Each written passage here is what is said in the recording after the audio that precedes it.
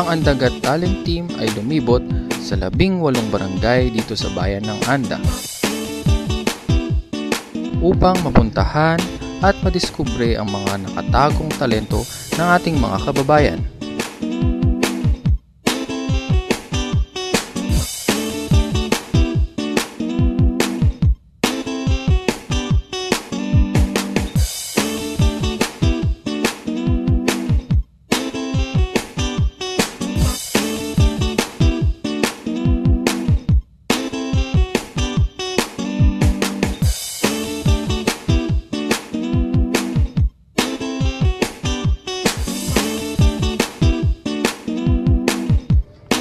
Dahil sa walang sawang suporta na binigay ng ating butihing Mayor